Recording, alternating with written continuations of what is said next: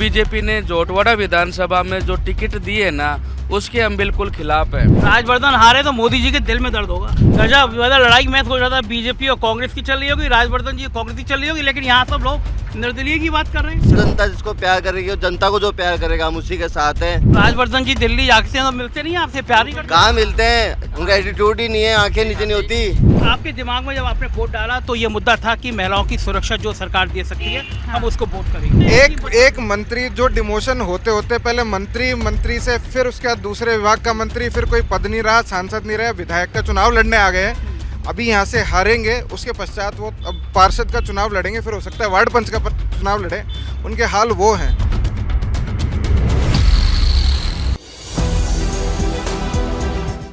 नमस्कार, मैं हूं संजय शर्मा, आप देख रहे हैं 4 PM news network.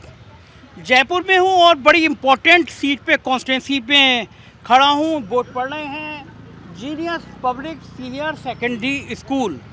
Genius school का नाम भी जीनियस है और मोदी जी के जीनियस यहाँ भारतीय जनता पार्टी के प्रत्याशी हैं।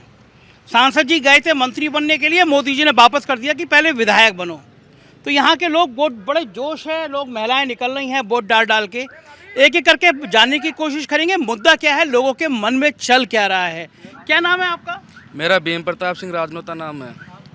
नौजवान हैं आप, है ना? बिल्कुल यूथ हैं। यूथ हैं। क्या यूथ के मन में क्या चल रहा है? देखो, हम बीजेपी के कट्टर जो कार्यकर्ता बोलते हैं ना, उनमें से आते हैं। और मैं खुद भी मतलब मेरे वार्ड से पार्षद की तैयारी में लगा हुआ हूँ। अच्छा, पर जो इस बार बीजेपी ने जोटवाड़ा विधानसभा में जो टिकट दिए ना, उसके हम बिल्कुल खिलाफ हैं। मतलब मंत्री रहे हैं, सांसद रहे, राजवर्धन बिल्कुल। जी मेरे विधानसभा क्षेत्र से 10 साल से सांसद है राजवर्धन सिंह जी। बिल्कुल बखूबी जानता हूँ, बहुत अच्छे से जानता हूँ, ठीक है। पर जो व्यक्ति पिछले 15 साल से धरातल पर काम कर रहा था, जो 15 साल जनता की सेवा में लगाई, जिस आदमी ने बिना किसी पद पे रहकर, किस व्यक्ति की बात कर रहे हैं? आशु सिंह सूरपुरा जी की बात करें, जो निर्दलीय चुनाव लड़ रहे हैं और उनका चुनाव चिन्ह है सेव। अच्छा, तो वो बीजेपी में थे पहले? बिल्कुल बीजेपी में थे। बीजेपी ने टिकट ना देकर नाइंसाफी की है उनके साथ में। तो क्या लग रहा है चुनाव में यहाँ पे मामला? बिल्कुल 101% जीतेंगे हम। निर्दलीय जीतेंगे? बिल्कुल निर्दलीय। आप क्या, मैं खैर कौन जीतेगा कौन हारेगा मैं इस पे नहीं जाता, लेकिन मैं ये मुद्दा चाहता हूँ कि मुद्दा आपने बताया कि भारतीय जनता पार्टी ने अपने नेता का टिकट काट के राजवर्धन जी को दे दिया। ये नाराजगी देखो आपके मन में? मैं आपको और आप बीजेपी में कोई पदाधिकारी थे? नहीं, मैं मेरे वार्ड में था, मेरे वार्ड में मंडल में था मैं। और अभी मैंने वो पद वद सब त्याग दिए, ठीक है। सिर्फ अपने उस नेता के लिए मेरा कोई वैसे लगाव नहीं है।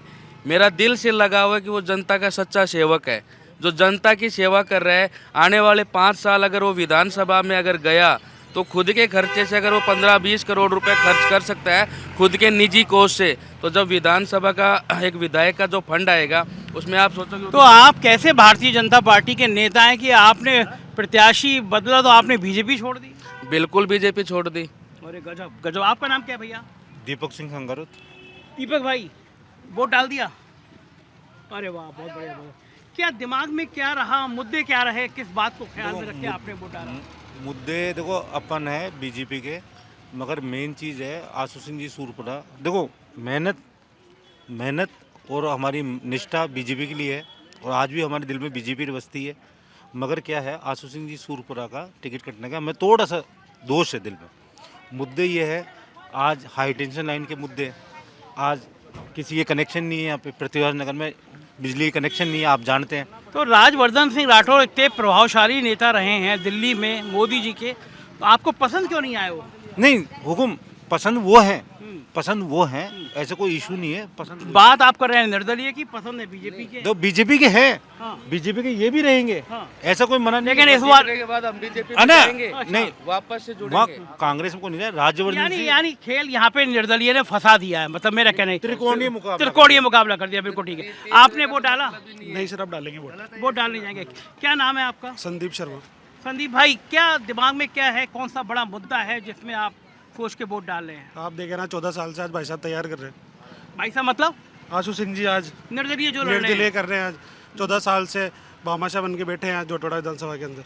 गजब, लड़ाई मैं सोच रहा था बीजेपी और कांग्रेस की चल रही होगी, राजवर्धन जी कांग्रेस की चल रही होगी, लेकिन यहाँ सब लोग निर्दलीय की बात कर रहे हैं। सर निर्दलीय की बात इसलिए कर रहे हैं कि आज टिकट के हकदार तो वही थे ना। राजवर्धन हारे तो मोदी जी के दिल में दर्द होगा। लोकसभा में लाएंगे ना मोदी जी को। अच्छा, लोकसभा मोदी जी लोकसभा में मोदी जी को लाएंगे, लाएंगे लेकिन विधानसभा में राजवर्धन जी, जोटोड़ा विधानसभा में आशु सिंह जी चाहिए हमें। आशु सिंह जी निर्दलीय लड़े। आपका नाम क्या दादा? हमारा नाम है नरेंद्र सिंह। नरेंद्र भाई बड़े जोश में वोट डाला है। यस बिल्कुल। ओके, क्या मुद्दा क्या है आपका दिमाग में? मुद्दा क्या मुद्दा यही है, तो जनता जिसको प्यार करेगी और जनता को जो प्यार करेगा हम उसी के साथ हैं। इन पार्टियों का कोई लेना देना नहीं है, आते हैं और निकल जाते हैं। 5 साल कोई लेना देना नहीं है। एक दिल्ली से आते हैं, फिर दिल्ली जाके बैठ जाते हैं। जो जनता के बीच रहेगा हम उन्हीं के साथ हैं। तो राजवर्धन जी दिल्ली जाते हैं तो मिलते नहीं है आपसे, प्यार नहीं करते? कहाँ मिलते हैं, उनका एटीट्यूड ही नहीं है, आंखें नीचे नहीं होती। वो तो यहाँ भी आते हैं तब भी नहीं मिलते हैं। यहाँ आके भी लोगों से बात नहीं करते। ना। आपका नाम क्या है? मेरा तहसीलदार शर्मा है। तहसीलदार शर्मा। तहसीलदार तो पोस्ट होती है, उसका नाम नहीं, क्या वैसे है? मैं भी आर्मी से हूँ। अच्छा, आर्मी आ रहे हो। हाँ, देश की सेवा की आपने। लेकिन कर्नल साहब हमारे ही हैं, ताकत क्या है? तो अब हमारे को मजबूरी में देना ही पड़ेगा। किसको देना पड़ेगा? मतलब मैं पार्टी नहीं पूछ रहा। नहीं, अब बीजेपी को ही देना पड़ेगा ना। अच्छा, मतलब आप नाराज हैं, लेकिन तब नहीं। भी आप सपोर्ट करेंगे राजवर्धन जी को। बहुत बढ़िया। आपका नाम क्या है सर? मेरा नाम रोहित शेखावत है सर। रोज जी मुद्दा क्या है, लोगों के दिमाग में क्या है इस समय? मुद्दा देखो सर, मुद्दे बहुत सारे हैं हम्म, कि आप नेशनल अगर लेवल पे देखते हो तो बहुत सारे मुद्दे हैं। वोट डालते समय आपके दिमाग में क्या रहेगा? कौन सा मुद्दा होगा जो आपको वोट डालते समय एक ही मुद्दा आया सर। हाँ। एक नहीं, वैसे तो काफ़ी मुद्दे हैं कि देखो कितनी मेहनत करके बच्चे तैयारी करते हैं और वो सब चीज़ें आप देख रहे हो। हम्म, पेपर लीक वाला मामला, और उस पर कोई कार्रवाई नहीं है। तो आपका बड़ा नाराजगी जो है वो पेपर लीक से? नहीं, मेरी नहीं है। सभी मतलब आपके हाँ, दोस्तों मेरी की, मेरी आपकी- मैं तो वैसे भी बिजनेसमैन हूँ, लेकिन लेकिन आपको लगता है कि पेपर लीक एक बड़ा मुद्दा है? हाँ, दूसरा नहीं, वो तो है ही है। हाँ। और उससे पहले भी कांग्रेस के बहुत सारे मुद्दे रहे हैं, जो चिरंजीवी है जैसे। अब चिरंजीवी मेरे पास में भी है, मैं हॉस्पिटल में लेके गया, वो उसको बोलता भोगल्डी बना के डाल लो। तो ये कौन सा तरीका है? मतलब सरकार की कुछ नीतियां हैं जिनसे आपको नाराजगी है? जो योजनाएं हैं सरकार की, जो गारंटियां हैं, वो फर्जी। वो फर्जी हैं। और जो भारतीय जनता पार्टी ने गारंटी दी है वो आपको लगता है सही होंगी? देखो, गारंटियां अब दी है उन्होंने, तो अब दी है।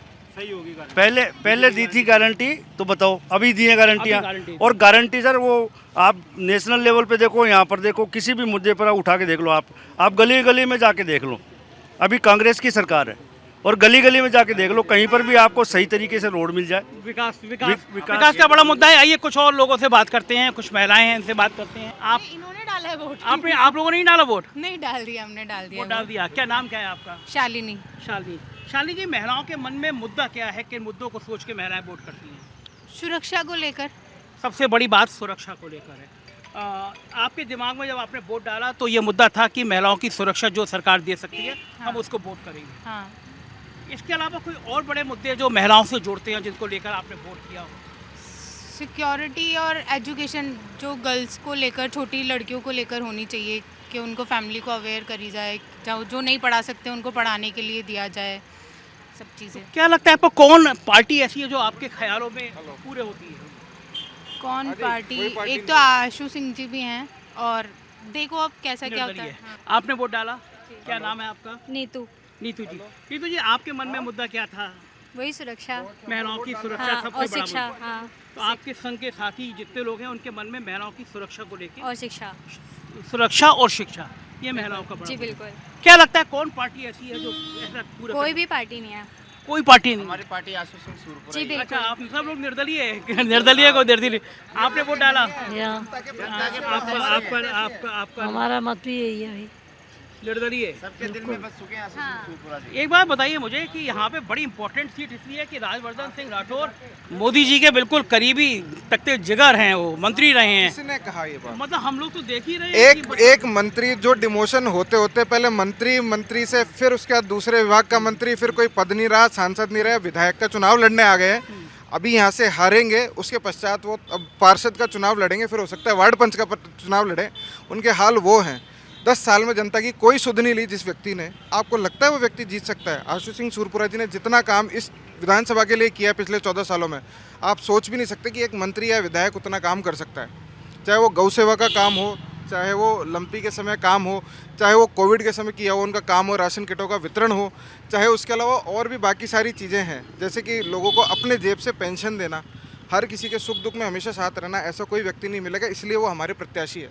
वो हमारे प्रत्याशी, उनकी पार्टी हम लोग हैं, हम सब जो जनता है ना, हम उनकी पार्टी हैं, हमें किसी पार्टी की ज़रूरत नहीं है। देखिए, एक बहुत अच्छी बात ये कही भैया ने कि जो सुख दुख में खड़ा रहे, जो आपके परेशानियों में खड़ा रहे, प्रत्याशी वो होना चाहिए। और आज के राजनेताओं को समझना चाहिए, आप दिल्ली चले जाइए, मंत्री बन जाइए, सांसद बन जाइए, लेकिन अगर आप क्षेत्र में नहीं आ रहे हैं तो जनता का रिएक्शन ऐसे ही होता है। और जो निर्दलीय यहाँ लड़ रहे हैं, मैंने जितने लोगों से बात की उसमें से अधिकांश निर्दलीय के पक्ष में हैं।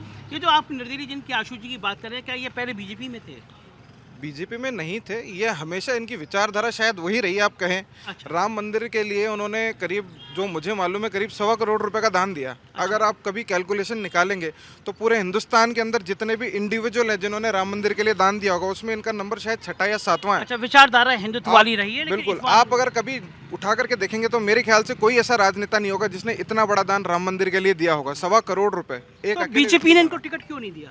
ये बीजेपी जाने, गलती उसने की है तो भुगतेगी भी। भुगतेगी भी। बिल्कुल आप लोगों ने पार्लियामेंट के समय में राजवर्धन जी को सपोर्ट किया था, नहीं किया? बिल्कुल किया था साहब। तो यानी अब उस समय केंद्र के चुनाव थे तो बीजेपी को सपोर्ट कर रहे थे, लेकिन इस बार हमने 2 बार चुनाव के लिए उनको सपोर्ट किया, लेकिन अगर आप उसकी रिजल्ट की बात करो तो उसका रिजल्ट 0 रहा हमेशा। तो अब आप उसके हिसाब से लगा करके चलिए कि क्या रहा होगा। तो ये राजवर्धन की सीट है और बड़ी इंपॉर्टेंट सीट है, पूरे देश की निगाह है यहाँ पे। लेकिन हम देख रहे हैं सीट पर किसी निर्दलीय प्रत्याशी ने आके सारे समीकरण बिगाड़ दिए हैं। और मैं जैसे पहले भी कहता रहा हूँ, राजस्थान बहुत पेचीदगी भरा हो गया है इस बार। जितने सीनियर जर्नलिस्ट से बात करी मैंने, उनका सबका मानना ये था कि इस बार भारतीय जनता पार्टी और कांग्रेस दोनों ने निर्दलीय प्रत्याशी बड़ी संख्या में उतारे हैं। और जैसे मैं इस राजवर्धन की सीट पे देख रहा हूँ, इस बूथ पर देख रहा हूँ कि निर्दलीय प्रत्याशी के पक्ष में लोग बहुत बात कर रहे हैं। मुझे अभी तक कोई कांग्रेस और बीजेपी के पक्ष में बोलता हुआ नज़र नहीं आया। हो सकता है इस बूथ में ऐसी स्थिति हो, बाकी बूथों पर ना हो, लेकिन अगर किसी एक बूथ पर भी ये ऐसी स्थिति है कि लोग निर्दलीय प्रत्याशी के पक्ष में इतना खुल के बोल रहे हैं, तो ये दोनों दलों के लिए खतरनाक संकेत है। और फिर ये संकेत भी है, जैसे पुष्कर से लेके अजमेर से लेकर और मैं जहाजपुर भीलवाड़ा जब जगह गया, हर जगह मुझे एक बात समझ में आई, लोगों ने कहा कि इस बार निर्दलीय प्रत्याशी कई जगह बहुत अच्छा लड़ रहे हैं। अजमेर में भी कहा, तो यहाँ पे भी जो मैं सीन देख रहा हूँ, निर्दलीय प्रत्याशी बहुत अच्छा लड़ रहे हैं। फैसला क्या होगा 3 तारीख को पता चलेगा। लेकिन राजवर्धन सिंह राठौर बहुत परेशानी में फंसे हुए नजर आ रहे हैं। बने रहिए 4PM न्यूज़ नेटवर्क पर। राजस्थान की हर खबर का हम आपको हाल बताते रहेंगे। देखते रहिए 4PM। शुक्रिया, थैंक यू।